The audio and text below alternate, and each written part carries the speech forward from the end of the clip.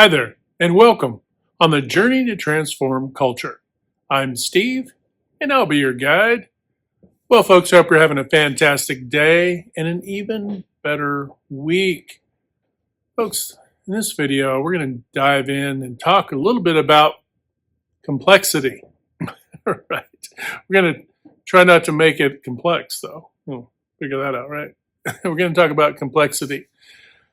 And as we often do, when we jump in, we start because we typically form up in our organizations to kind of work together, right, to serve customers. But that doesn't mean that just because we talk about that the same dots don't also connect within the broader culture. Groups are associated, local community, our faith, all the different ways that we come together as groups, right, to cooperate, hopefully. And the idea is that you would take this information and apply it in a healthy and positive way to enrich your life and the life of those around you. So, without further ado, let's talk about complexity. One of the things about complexity, and I'll give you I won't say about complexity, I'll give you an example relative to complexity. My mom was not a complex person. I remember being a teen, and she worked at a title company. It was one of the positions she had, and she could type like lightning. And I was always impressed by that. Very few errors. She could type fast as could be. But as computers came onto the scene more and more, she just kind of repelled, right?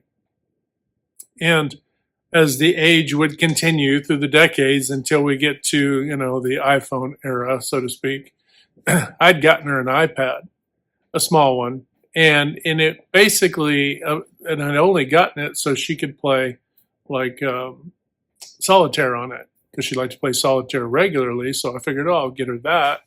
So if she has to go to an appointment or she's, out and about, whatever, if she's in a waiting situation or traveling with my aunt in a vehicle or something of that nature, whenever she could play solitaire. She could not grasp the complexity of manipulating the, figures on the screen and the whole thing, right? The idea that there were probably more than 3 or 4 steps, I won't say it confused her, but her mindset was simple. She just didn't want to try to grasp detail, right?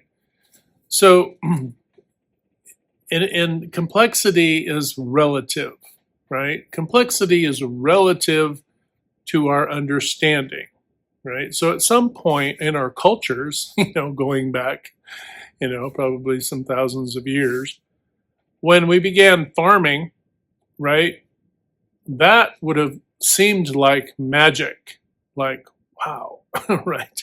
We did these things in a particular sequence, and the corn grows, and then of course, as ages rolled forward, farming and different attributes to farming and growing, right? We would, we might look at that in thousands of years before the developments and so forth. We might have looked at that and thought that was magic, right? It would be considered complex. That's complex. I got to do all these things. What are all these things? What's the timing and the water and the whatever, right? But as time rolls forward, now we look at if you're going to go out in your garden and grow something, it seems what? Simple. It seems rather simple. So there's an association between complexity and simplicity and familiarity. Right? So that's pretty straightforward. I think we can all grasp that. But now let's look at our organizations and the paradigms that happen with products and services, right? Sometimes complexity, I should say, we'll say marketing. Marketing can be hidden behind complexity. Well, this is the, into the 50s. Well, let me explain how this washer and dryer work, whatever appliances, were coming out. I think dishwashers probably started to enter the scene somewhere in the 50s ish or so, in that neighborhood. But complexity, right? It's the magic show. Complexity is the magic show. It's the camouflage to what? Raise the value proposition. The more complex something seems, the more magical it seems, then the more apt we're going to say, oh, wow, that's amazing. Now, if you think about it, our phones, this is no different than what's happened with our phones, right? We can see the progression. We may not understand all the intricacies, but we get generally the flow of technology and how things grow and insights and breakthroughs and so forth. But that complexity can be a camouflage, right? To make things seem woo-woo, right? Even things now that we think are woo-woo aren't really that woo-woo. They're actually probably quite simple. I think that if we ever figure out, and I'm just having fun with this, so bear with me.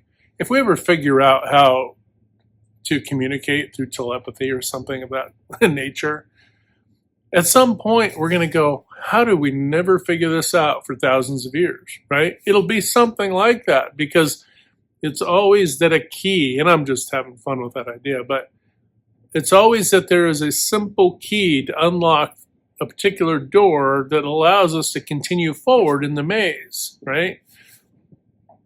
But if we package things as woo-woo or magical or, uber complex. Now, we may have thought, wow, sound, the whole nature of sound, that's, it's amazing. Then we find out, oh, well, it's waves and travels on waves, and those waves move differently through the air than they do through water, and they do, and as they don't through a vacuum, all the things. And as we learn that, we go, well, yeah, and it seems simple. That concept of sound now seems simple, right? Even our physiology and how it responds to some of the conditions, we're still finding, I won't say breakthroughs, but things that maybe are, I guess it would be considered breakthroughs that are communicated to us in simple ways that make us go, well, of course it works like that. Well, geez, that makes sense. And now we've kind of been a bit conditioned, I won't say to take breakthroughs in technology for granted, but we're not really surprised by the magic show as much, right? We're kind of entering, well, we've been entering, it's a long corridor of entry, but this phase in human history when all of these things aren't really surprising us because they're happening. We're finding breakthroughs, right?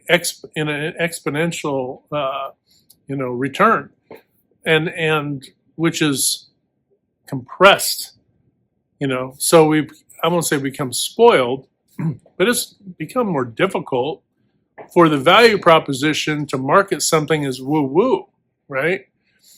If somebody figures out a way to come up with free energy, right, you can darn well bet they're going to spend a lot of time to sell you on how complex it is. Wow, it was complex. When in reality, it's probably something simple, right? It's probably something super simple. It's like, well, if you just move this over here and that over there, boom, free energy. You're going to be like, we could have done that, and for thousands of years, we haven't even thought about it. It's going to, whether it be energy or anything else, the realization will eventually be simple. You might be asking yourself, okay, Steve, thanks for the walk through history and a little bit of where we are, but what does it have to do with our organizations?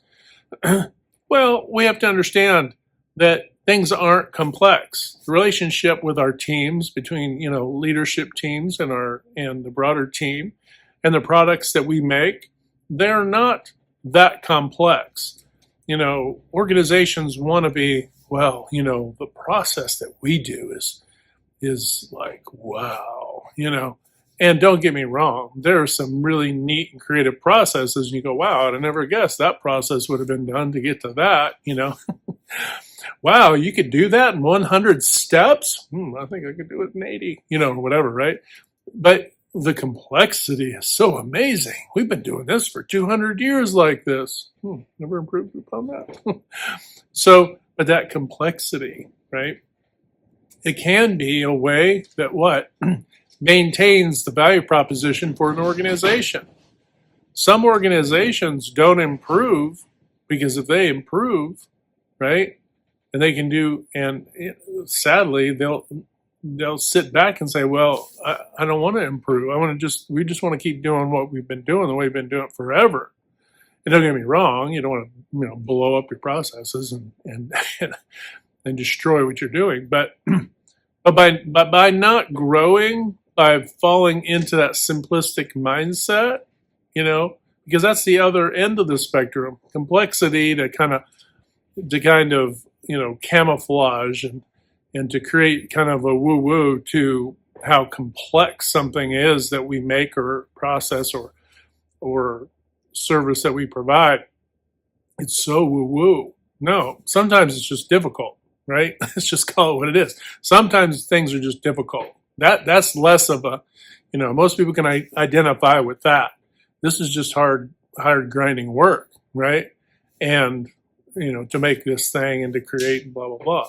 And so and most people, like I say, can identify with that. But complexity, right? I can oversell it. Simplicity, right?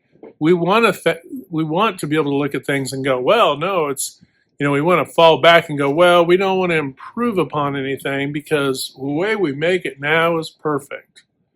Well, the difficulty about that is nothing is perfect, right? Everything can be grown. And if you can improve upon your processes or what you're making, your product or whatever, guess what? You're delivering more value. You might be delivering more value at a lesser cost. The difficulty there is, well, we don't want to charge less because that's revenue for us, right? So this becomes, part of the situation. We don't want to mess with the idea that there's complexity to what we do, even though we figured out a way to make it real, the process is very simple now because we don't want to lose the value, the monetary gains that we get from selling this product, right? Or producing this product, so you can have a little bit of shenanigans going on there. An organization and or the broader team, within it, if they're constantly kind of refining what you do, that is going to what? Elevate not only the value proposition for the customer, maybe it's a little cheaper, maybe it's a little better, maybe they get a little quicker, right? Maybe you can offer it in colors or you got, variations now, right? So when you make advancement, it allows you to do what? Expand your variety. Maybe you create more product and or service, right? Now, this would be the paradigm of old. Here's where it gets a little tricky, though. We have to take care of our team. If we're not taking care of our team, right, in that process, if we're only, take care of the customer, take care of the team, and then the organization overall is taken care of when those two boxes are checked in that order exactly. Never, remember from earlier videos, never upset the order. First, take care of the customer, then take care of your team, then the organization is served, right? If you look at it from that perspective, you will always create a perpetual flow, right? You're not going to lose customers. You'll continue to grow and have a cohesive team, and your organization will grow and expand as well. That's a simple approach, right? No complexity there. But if I step back and if I'm getting into the accounting and controller world, well, we've got to push and pull all these levers to make the numbers and da-da. All you're doing is messing with the simple formula that works, that is foolproof from the word go. I'm going to say it slowly for the number crunchers out there. Take care of your customer, take care of your team, and the organization will benefit if you do it in that sequence. Period. Dot. Simple math, folks, right? Nothing complex about that. Because to do anything differently is to make it, is to sell complexity. I don't need a bunch of number crunchers. It's simple math. It's straightforward, right? Reduce the steps, refine the process, improve how we make what we make, get the best deal we can on resources, to create and or make said product, and the value stream, improve, streamline the value stream, right? Make sure your team has resources. Boom, get after it. Make it, take care of your team, rinse and repeat. Rinse and repeat. Simple, right? There's a lot of, we'll say, continuous improvement and or contractors out there that want to sell complexity. They want to try to provide, and leaders, to be honest with you, and organizations, because if they can make something seem uber complex, right? Well, we've got to do all these things. Well, the devil is literally in the details. The more excessive steps you have, if you have a superfluous amount of steps in your processes, and there's just more that can go wrong. So streamline that. It's simple, folks. It doesn't have to be complex. Remember, though, it's about familiarity. How familiar are we with the process? Well, if the left hand of the workforce and the right hand of the leadership team, right, and or the the ear of the engineering department and the other ear of HR and all these different factions within your organization aren't synergizing together, what do you think that's going to result in? That's creating a complexity, right, where there should be more simplicity. Because why? There's less familiarity. I mean, when there's less familiarity, then there's more gaps. If there are more gaps, there are more opportunities to improve. It's pretty straightforward math, folks. It's simple. And on that note, I hope you're having a fantastic day, but let's press on. Hopefully you understand that complexity isn't a necessity, and sometimes the complexity can also hide, right? It can camouflage, an operation. It can camouflage all throughout cultures, right? And it just provides a vehicle, to sell the complexity of a thing and to overly enhance the value proposition where it really doesn't have to be so.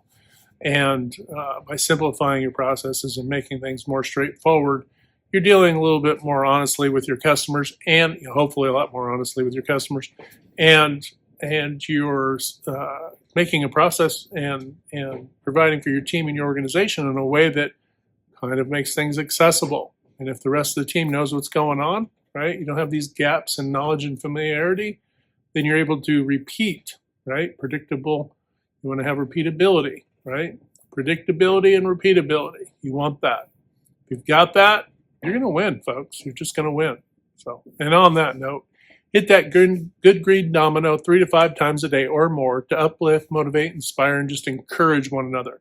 When you do this, not only are you helping to transform culture, but you're transforming your own life.